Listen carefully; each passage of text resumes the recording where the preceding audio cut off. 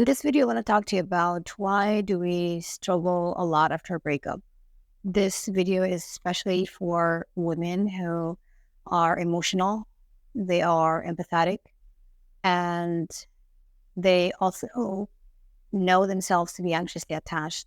Now, what happened is that years ago, I went through the breakup that put me on the path for self-discovery and changing so many things about in my life. I did not know that I had an anxious attachment style, but the pain and the the struggle that I was going through, I got so fed up of feeling the way I used to feel, and so I decided to start digging deep into healing and reading books about getting over a breakup. Then I stumbled upon the attachment theory. And this was when I realized that I had an anxious attachment style. So this video is especially for women who struggle a lot after a breakup. Now, in this video, I want to talk to you about why is it even more difficult for these women, like myself, to heal and to move on from heartbreak. All right. So the first reason is that women who are emotional, empathetic, who have an anxious attachment style, they have a deep fear of abandonment and rejection. So a breakup is like a slap on their face because a breakup means that their biggest fear, the fear of abandonment and of rejection, has become a reality that they have to face. And of course, this is so painful because think about it, when you want something so much and then you face the reality of losing it, isn't this something that you would expect to cause a lot of suffering, a lot of pain? Moreover, the person that you depended on the most to get the reassurance, the validation from, who is your partner, is exactly the person who left you. So this means that you are left without anyone who would meet this need for reassurance and for validation, because we mainly depended on the love relationship, on our partner, to meet this need for us. So the absence of the loved one, our partner, the one who we depended on to make us feel validated, accepted, loved, makes us feel a big void inside. What do? We try to fill this void with external things. Maybe at first we try to go shopping, try to drink, watch movies. We try in a kind of external way to make this, to make the feeling of emptiness that we feel inside go away. Now, one of the difficult things, of course, that we feel during that time, and as a result of the void that we feel inside, is that we try to reach back to our ex in an attempt to gain that source of reassurance and validation that we used to have. Now, this might not be a healthy choice most of the time, because this might get us into a cycle of like repeating, going back to the person who caused this pain to begin with.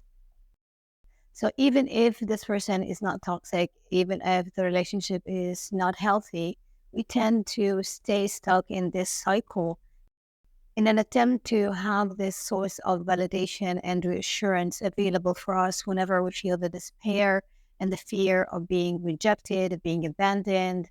All of this triggers feelings of insecurity. We tend to feel that we are unworthy of love, that we're not lovable, that we are going to spend the rest of our life alone.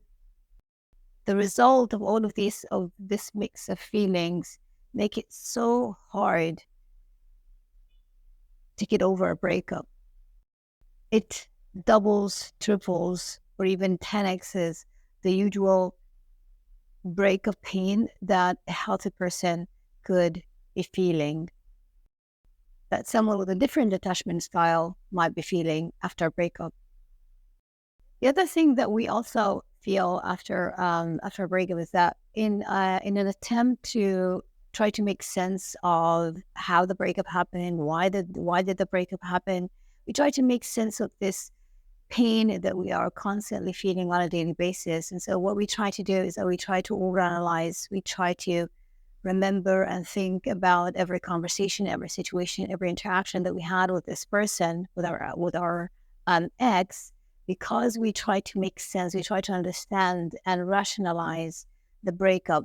We think that if we figure out the reason why the breakup happened, we can go back and fix it. Now, of course, this process of overanalyzing, it leads to rumination. This means that we live in the past constantly. We replay this tape of the relationship, how we used to be. We lose connection with the present moment. It becomes so hard to be here and now because we are so overwhelmed. We are so consumed by thinking about what happened in the past. The difference between pain and suffering is that a painful experience happens in a certain moment of time. We experience the pain of the moment. What turns this pain into a constant feeling of suffering that we carry with us day in and day out is that we extend the emotional reaction that we felt the first time this situation or this problem happened.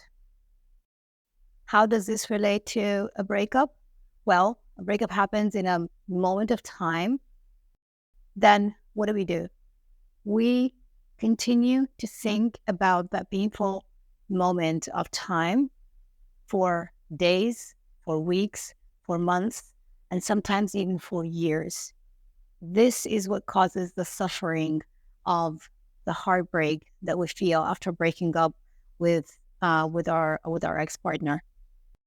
Of course, this process of extending the pain and turning it from one painful moment to a continuous state of suffering that we live in for extended periods of time, for a long time, it slows down the healing process and it makes getting over and moving on from someone extremely difficult because we tend to see the present moment and the future through the lens of the painful past. So we're suffering now and we extend that suffering because we think that the future is going to be as dark as this moment. We lose hope that we're going to find someone else. We think that we're going to spend the rest of our lives alone and that we will never be in a loving and healthy relationship ever again. The third reason why we struggle a lot after a breakup, and again, this is especially for women who are anxiously attached, is that we make our self-worth, our confidence, our self-esteem depend primarily on the success of the relationship. This means that when the relationship ends, we tend to lose all of this. It's like our entire world falls apart because we think that, well, if this person whose love and affection we crave the most does not want me anymore, does not want to be with me anymore, this means that I'm not worthy of love. What we do is that we tend to take full responsibility of the failure of the relationship. We put it on our shoulders, even if it was not our fault to begin with. We tend to internalize our partner's behavior. We think that we should have done more, we could have been better to make the relationship work. Of course, feeling this way tends to get us into a cycle of doubting yourself, of looking down at ourselves, of thinking that we're not worthy of love, that we're not, and we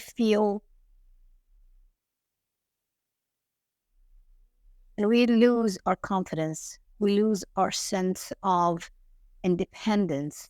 We think that even if we have success in other areas of our lives, even if we are successful professionally, we have so many other great relationships with friends, with family members, with people who care about us, who love us and who support us outside of the context of a romantic relationship. We think that all of these things do not matter only because we tend to associate our confidence, our self-worth, primarily with the success of this romantic relationship that we're in. This is a painful place to be, and I'm speaking from experience.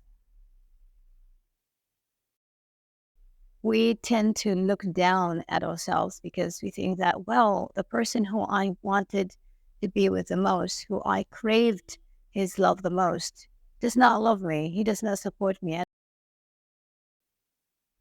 And instead of accepting that this relationship ended for the right reasons, even if we don't know these reasons, and instead of accepting that we did our best, that there was no way to prevent this, and instead of doing all of this, we tend to be so hard on ourselves. We tend to think that, well, I could have done more. I should fix this. Maybe if I could be a certain way.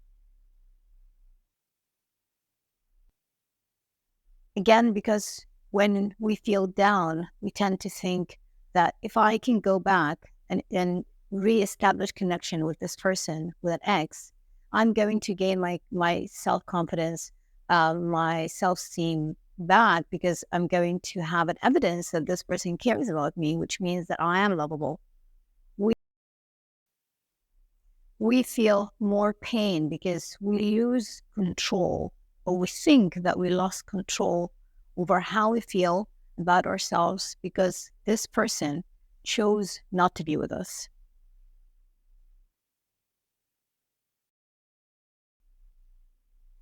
At the end of this video, I want to tell you that I have so much compassion if this is the experience that you're going through right now. I have been through this pain and I know how hard it is. I just want to tell you that this pain is not permanent. If this is how you're feeling right now, it doesn't mean that next week, next month, next year, you're going to still be feeling the same way.